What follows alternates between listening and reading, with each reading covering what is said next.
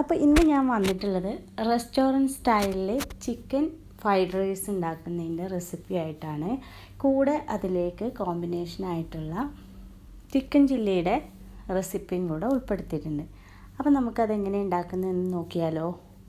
First നമുക്ക് restaurant സ്റ്റൈലിലുള്ള chicken fried rice എങ്ങനെ ഉണ്ടാക്കുന്നതെന്ന് നോക്കാം. അപ്പോൾ ഞാനിവിടെ റൈസ് കുക്ക് ചെയ്യാനായിട്ട് വെച്ചിട്ടുണ്ട്. ഞാനൊരു 3 ഗ്ലാസ് റൈസാണ് എടുത്തിട്ടുള്ളത്. അപ്പോൾ അത് തിളച്ച വെള്ളത്തിലിട്ടിട്ട് അതിലേക്ക് ഉപ്പും പിന്നെ കുറച്ച് ഓയിലും കുറച്ച് വിനാഗിരിയും കൂടെ ഒഴിച്ച് കൊടുക്കുന്നുണ്ട്. 3/4 വേവാകുമ്പം നമുക്കിത് ഊറ്റിയെടുക്കാം. ഊറ്റിയെടുത്തിട്ട് നന്നായിട്ട് ഇത് തണുപ്പിച്ചെടുക്കുക. ഒട്ടും ചൂടോട് കൂടിയിട്ട് നമ്മൾ ഫ്രൈഡ് റൈസ് മിക്സ് ചെയ്യരുത്. ഇത് ഫ്രിഡ്ജിൽ 1 മണിക്കൂറോ 2 മണിക്കൂറോ വെച്ചതിന് ശേഷം നമ്മൾ ഫ്രൈഡ് റൈസ് ഉണ്ടാക്കുകയാണെങ്കിൽ അത്രയും നല്ലതാണ്.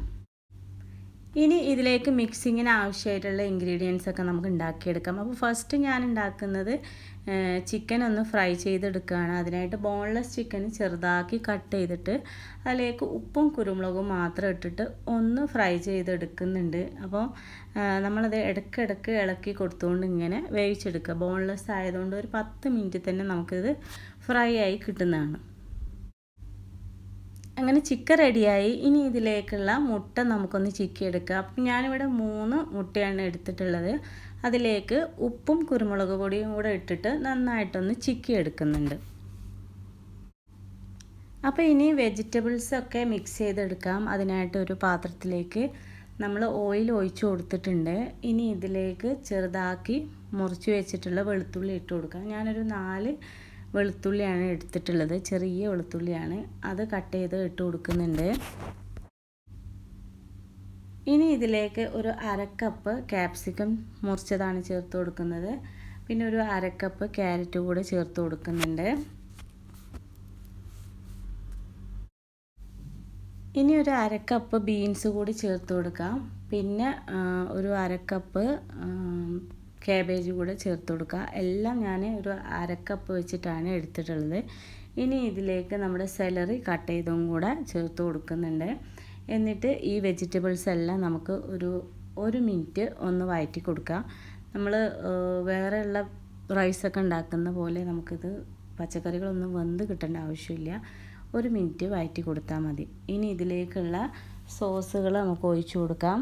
സോയാ സോസ് 2 ടീസ്പൂണാണ് എടുക്കുന്നത്. പിന്നെ ഒരു 2 ടേബിൾ സ്പൂണ് ചില്ലി സോസ് കൂടെ ചേർത്ത് കൊടുക്കുന്നുണ്ട്.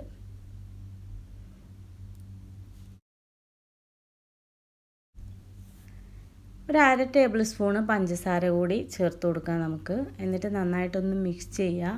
അത് നമ്മൾ നേരത്തെ തണുപ്പിക്കാനായിട്ട് വെച്ചിട്ടുള്ള റൈസ് ഇതിലേക്ക് ഇട്ട് കൊടുക്കുക. എന്നിട്ട് നന്നായിട്ട് മിക്സ് ചെയ്തെടുക്കുക.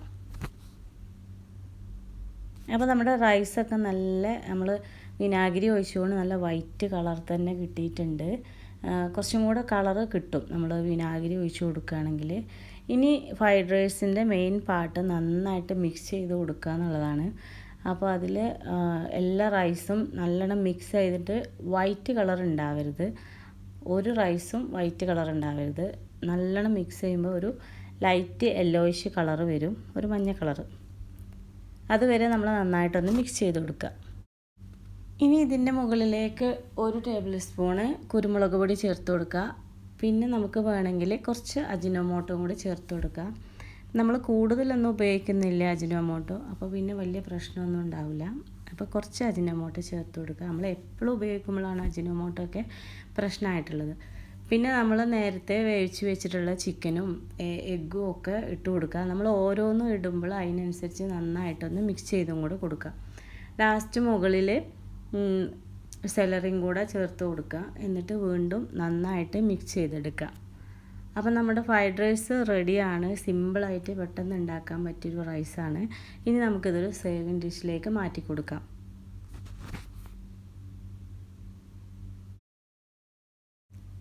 ഫ്രൈഡ് റൈസിൻ്റെ കൂടെ കഴിക്കാനായിട്ട് ഇനി ചില്ലി ചിക്കനാണ് ഉണ്ടാക്കാനായിട്ട് പോകുന്നത്. അപ്പോൾ ആദ്യം ചിക്കൻ ഒന്ന് മാരിനേഷൻ ചെയ്ത് വെക്കണം. അതിനായിട്ട് ഒരു പാത്രത്തിലേക്ക് ഇഞ്ചി വെളുത്തുള്ളി ചതച്ചത് ഇട്ട് കൊടുക്കുന്നുണ്ട്. ഇനി ഇതിലേക്ക് 3 ടേബിൾ സ്പൂണ് കോൺഫ്ലവർ ആണ് ചേർത്ത് കൊടുക്കുന്നത്. പിന്നെ അതിലേക്ക് ഒരു 1/2 ടേബിൾ സ്പൂണ് സോയാ സോസ്, ഒരു 1/2 ടീസ്പൂണ് ചില്ലി സോസ്, പിന്നെ ആവശ്യത്തിനുള്ള ഉപ്പ് കൂടെ ചേർത്ത് കൊടുക്കുക.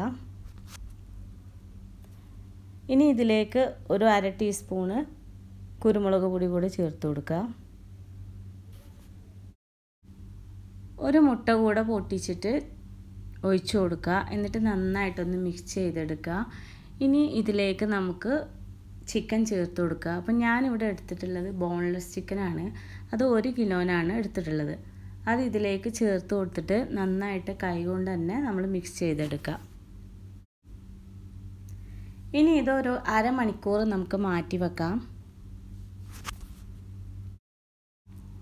ചിക്കൻ വേവിക്കാനായിട്ട് ഞാൻ ഓയിൽ ചൂടാക്കാനായിട്ട് വെച്ചിട്ടുണ്ട്. ഇതിലേക്ക് നമുക്ക് ചിക്കൻ ഇട്ട് കൊടുക്കാം. എന്നിട്ട് അപ്പുറം ഇപ്പുറമൊക്കെ മറിച്ചിട്ട് നന്നായിട്ടൊന്ന് ഫ്രൈ ചെയ്തെടുക്കാം. ഇപ്പോൾ ചിക്കനൊക്കെ റെഡി ആയിട്ടുണ്ട്. ഇനി നമുക്ക് ഒരു പാത്രത്തിലേക്ക് മാറ്റി കൊടുക്കാം. ഇനി നമുക്കൊരു പാത്രത്തിൽ ഒരു 1/2 ഗ്ലാസ് വെള്ളം എടുത്ത് വെച്ചിട്ടുണ്ട്. ഇതിലേക്ക് ഒരു 1/2 ടീസ്പൂണ് കോൺഫ്ലവർ ചേർത്ത് കൊടുക്കുന്നുണ്ട്. എന്നിട്ട് നന്നായിട്ടൊന്ന് മിക്സ് ചെയ്തെടുക്കുക. പിന്നെ ഇതിലേക്കൊരു 1.5 ടീസ്പൂണ് സോയാ സോസ് ചേർത്ത് കൊടുക്കുന്നുണ്ട്. 1 ടേബിൾ സ്പൂണ് ചില്ലി സോസും കൂടി ചേർത്ത് കൊടുക്കുക. ഇത് നമുക്ക് ഗ്രേവി ഒന്ന് തിക്കാക്കാൻ വേണ്ടിയിട്ട് ചേർത്ത് കൊടുക്കുന്നതാണ്. അപ്പോൾ നമുക്കിത് ആദ്യം തന്നെ തയ്യാറാക്കിയിട്ട് വെക്കാം. ഇനി നമുക്ക് ചില്ലി ചിക്കൻ്റെ മസാലകളൊക്കെ ഒന്ന് തയ്യാറാക്കി എടുക്കാം. അതിനായിട്ട് ഒരു പാനിലേക്ക് ഓയിൽ ഒഴിച്ച് കൊടുത്തിട്ടുണ്ട്. ഇതിലേക്കൊരു 10 അല്ലി വെളുത്തുള്ളി ചെറുതാക്കി മുറിച്ചത് ചേർത്ത് കൊടുക്കുന്നുണ്ട്. ഇനി ഇതിലേക്ക് ഒരു ഇഞ്ച് വലിപ്പത്തിലുള്ള ഇഞ്ചി കഷ്ണം കൂടി എടുത്തിട്ടുണ്ട്. അതും ചെറുതാക്കി നുറുക്കിയിട്ട് ചേർത്ത് കൊടുക്കുന്നുണ്ട്. പിന്നെ ഇതിലേക്ക് ഞാനൊരു 4 പച്ചമുളക് കട്ട് ചെയ്തതും കൂടെ ചേർത്ത് കൊടുക്കുന്നുണ്ട്. എന്നിട്ട് നന്നായിട്ടൊന്ന് മിക്സ് ചെയ്തെടുക്കുക. 2 സവാള ക്യൂബാക്കി കട്ട് ചെയ്തതും കൂടെ ചേർത്ത് കൊടുക്കുന്നുണ്ട്. നന്നായിട്ടൊന്ന് മിക്സ് ചെയ്ത് കൊടുക്കുക. ഇനി ഒരു 1/2 കഷ്ണം ക്യാപ്സിക്കം ചെറുതാക്കി നുറുക്കിയും കൂടെ ഇട്ട് കൊടുക്കുക. എന്നിട്ട് അതും നന്നായിട്ടൊന്ന് മിക്സ് ചെയ്തെടുക്കുക. കുറച്ച് ഉപ്പ് കൂടെ ചേർത്ത് കൊടുക്കുക കേട്ടോ. അപ്പോൾ നമ്മൾ സോയാ സോസിലൊക്കെ കുറച്ച് ഉപ്പുണ്ടാവും. അതിനനുസരിച്ച് നോക്കിയിട്ട് വേണം നമ്മൾ ഉപ്പ് ചേർത്ത് കൊടുക്കാനായിട്ട്. എന്നിട്ട് നന്നായിട്ട് മിക്സ് ചെയ്തതിന് ശേഷം നമുക്ക് ചിക്കൻ ഇട്ട് കൊടുക്കാം.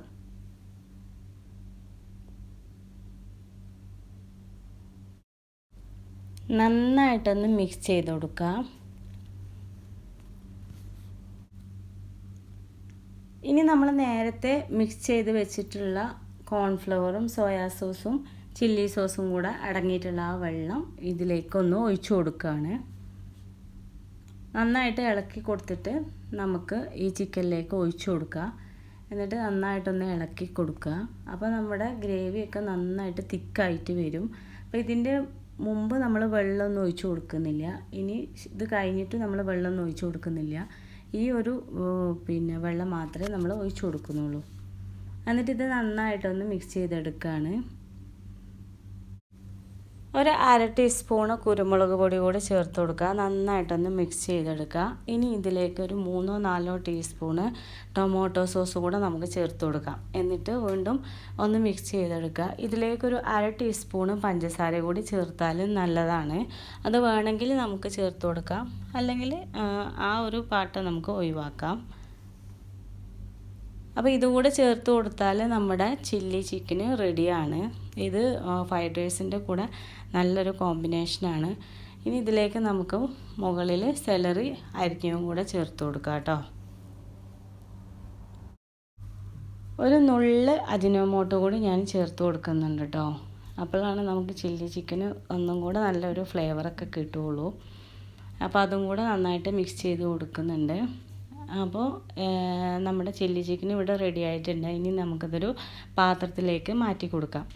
അപ്പോൾ വീഡിയോ കണ്ടിട്ട് ഉണ്ടാക്കാത്തവരുണ്ടെങ്കിൽ ഉണ്ടാക്കി നോക്കുക. ഇതിൻ്റെ ഇൻഗ്രീഡിയൻസൊക്കെ ഞാൻ ഡിസ്ക്രിപ്ഷനിൽ കൊടുക്കാം. വീഡിയോ ഇഷ്ടപ്പെട്ടാൽ സബ്സ്ക്രൈബ് ചെയ്യാനും ലൈക്ക് ചെയ്യാനും ഷെയർ ചെയ്യാനും മറക്കരുത്. വീണ്ടും അടുത്തൊരു വീഡിയോയിൽ നമുക്ക് വീണ്ടും കാണാം.